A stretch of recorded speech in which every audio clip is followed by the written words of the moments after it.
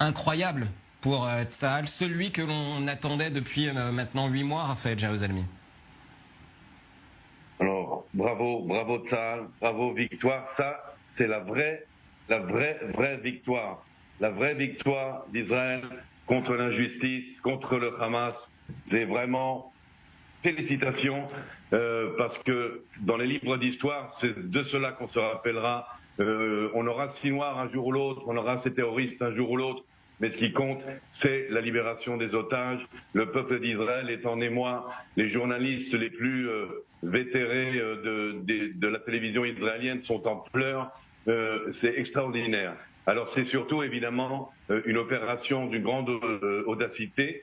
Et on avait dit que, effectivement, sur nos antennes, que l'étau se resserrait sur le Hamas, que le fait qu'on contrôlait l'axe de Philadelphie allait pouvoir nous aider à repérer, en tous les cas, des otages, des caches possibles otages, et peut-être à en libérer de façon miraculeuse. Et ça a été le cas donc aujourd'hui, un miracle qui est quand même un miracle calculé, opérationnel, dans la mesure où on a effectivement déjoué la vigilance du Hamas en le faisant croire à une offensive qui n'avait rien à voir, avec des bombardements intensifs sur le centre de Gaza, sur Deir el-Balah, l'intervention de la marine, même des tanks, les tanks qui sont en train de se retirer maintenant à travers l'axe de Netzarim, donc d'évacuer la zone de théâtre d'opération de cette libération d'otages. Je rappelle qu'il y avait Noam Argemani toute seule dans une maison, apparemment. Les 3 autres otages étaient détenus dans une autre maison, donc 2 maisons différentes,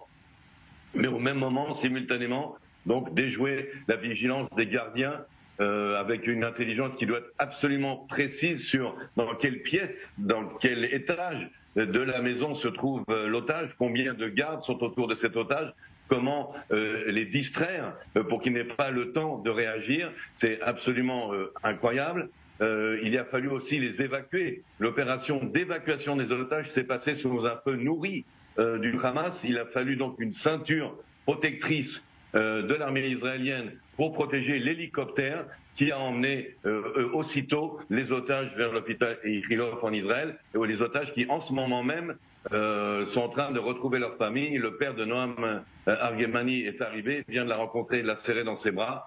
Donc je ne peux que refaire notre signe de victoire. Bravo, nous avons gagné la guerre, le Hamas a perdu, nous gagnerons, nous sommes les plus forts.